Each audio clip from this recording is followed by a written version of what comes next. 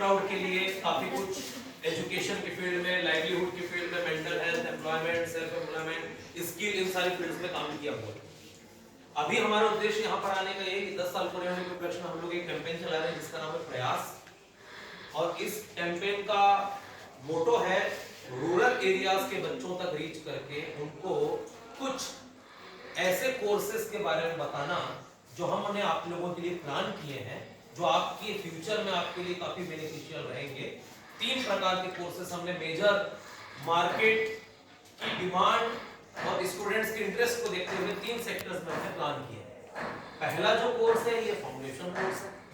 दूसरा जो कोर्स है डिफेंस सर्विसेज में अगर आपको जाना है तो उस पर बेस्ड है। और तीसरा जो है ये आपकी स्किल डेवलपमेंट का कोर्स है। स्किल में भी हमने कौन-कौन सी स्किल्स रखी वो भी मैं आपको बताऊंगा। तो पहले कोर्स की बात करते हैं, फाउंडेशन कोर्स। बेसिकली ये साइंस और कॉमर्स स्ट्रीम वालों के लिए, आर्ट्स के लिए नहीं। कारण क्या है, आर्ट्स स्ट्रीम से जैसे ही आप 12th पास आउट करते हैं आपको कोई कंपटीशन, कोई एंट्रेंस एग्जाम फेस नहीं करना।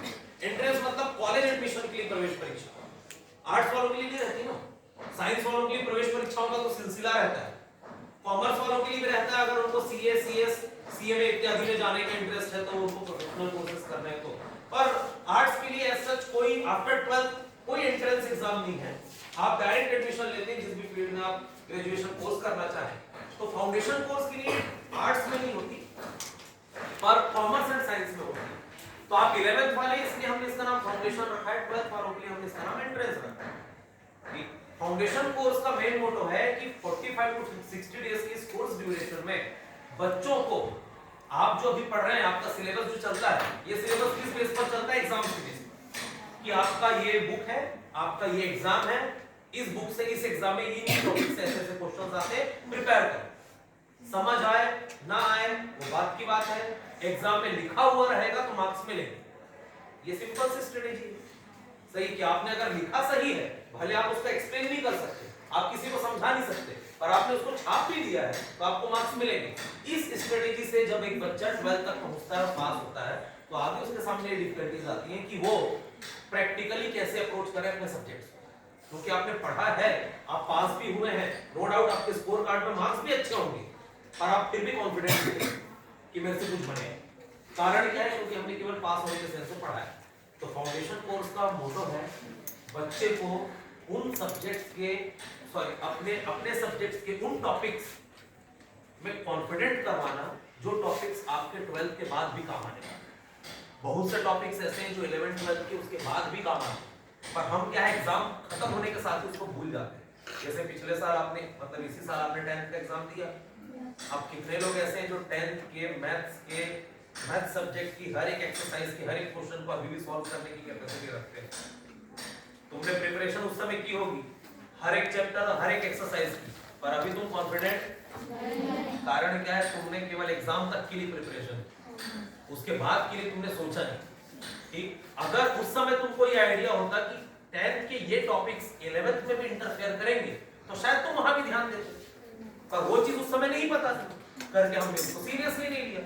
यही चीज फाउंडेशन कोर्स आपके लिए लेकर आया है कि 11th 12th के ऐसे टॉपिक्स जो 12th के बाद भी आपकी लाइफ में लगातार इंटरफेयर करेंगे, उनको अपने को पकड़ना जरूरी है। वो चाहे आप कोई एंट्रेंस एग्जाम फेस करें या चाहे ग्रेजुएशन का कोई प्रोफेशनल कोर्स करें, ये टॉपिक घूम फिर से दोबारा आएंगे, आप इनसे पीछा नहीं छुड़ा सकते। तो बेटर है इनको स्ट्रॉन्ग कर लो। ठीक, तो ये जो फाउंडेशन कोर्स है ये अप्रैल, मिड 15 अप्रैल के आसपास से 15 जून के बीच होगा, लगभग 50 दिनों का रहेगा।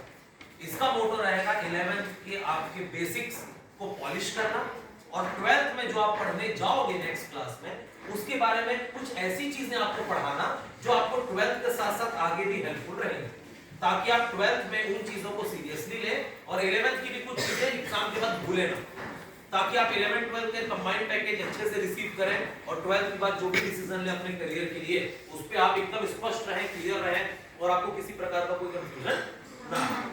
ठीक, ये है फाउंडेशन कोर्स। ये आपके लिए हेल्पफुल रहेगा अगर आप एंट्रेंस एग्जाम भी प्लान करते हैं 12th के बाद। तो मतलब नीट का एग्जाम है, जेईई का एग्जाम या कोई pharmacy entrance, agriculture entrance, nursing entrance या कॉमर्स के जितने होते हैं, सीएमए, सीए इत्यादि का जो भी चलता है अपना, सही है, इसका आपका पूरा टच मिलेगा, आप लोगों को हेल्पफुल रहेगा आगे चल के अगर आप इन फील्ड में करियर बनाना चाहते हैं तो। दूसरा जो कोर्स है वो दूसरा कोर्स अपना है डिफेंस सर्विसेज में जाने वाले बच्चों की। आप में से कुछ बच्चियां अगर ऐसी हैं जिनका प्लान है कि आगे सर हमको मतलब आर्मी, नेवी, एयरफोर्स इनमें से किसी में जाना है, तो आप एनडी के थ्रू जाएं या डायरेक्ट एयरफोर्स एंट्रेंस का एग्जाम दें, डायरेक्ट नेवी एंट्रेंस का एग्जाम दें, या आप अग्निवीर के थ्रू जाएं, वो आपकी चॉइस। सही, मल्टीपल एग्जाम साल भर में होते रहते हैं अलग अलग एंट्रीज के लिए। आप किसके थ्रू जाएंगे चॉइस आपकी। और इन सारे एग्जाम में कॉमन क्या होता है? इन सब में साइंस पूछा जाता है कॉमनली, इन सब में मैथ्स पूछा जाता है कॉमनली, इन सब एग्जाम्स में जीके, मतलब ये आर्ट्स प्लस साइंस का कॉम्बो होता है एक तरीके से। अगर आर्ट्स वाला केवल ये सोचेगा कि मैं जीके के आधार पे एग्जाम निकालूंगा, नहीं निकाल पाएगा, मैथ्स और साइंस में अटकेगा। और साइंस बैकग्राउंड वाले सोचेगा मैथ्स साइंस के बेस पर मैं निकालूं डिफेंस के एग्जाम, वो जीके और करंट अफेयर्स में अटक जाए। कुल मिला के आपको दोनों को कॉम्बो करके चलना जरूरी है। जितनी इंपॉर्टेंट यहाँ पे हिस्ट्री हो जाती है उतनी इंपॉर्टेंट केमिस्ट्री भी हो जाती है, ऐसा वाला सीन। ठीक, दोनों के प्रॉपर क्वेश्चंस आते हैं। आप अगर अपने से बड़े किसी को इन एग्जाम्स को देते हुए देखे होंगे तो आपको समझ में आए। तो इनका प्रिपरेशन का पैकेज ही अलग है। तो ये जो सेकंड कोर्स है ये उन बच्चों के लिए खासकर जो डिफेंस सर्विस में जाने के लिए इंटरेस्टेड होते हैं, अब वो एनडीए के थ्रू जाए या किसी और एग्जाम के थ्रू। लास्ट जो कोर्स है वो स्किल डेवलपमेंट का बेस्ड है। स्किल डेवलपमेंट सबके लिए ओपन है, आर्ट्स, कॉमर्स, साइंस सबके लिए। डिफेंस वाला भी सबके लिए ओपन है, केवल फाउंडेशन साइंस और कॉमर्स के लिए था। सही, बाकी जो दो कोर्सेज मैंने बताया डिफेंस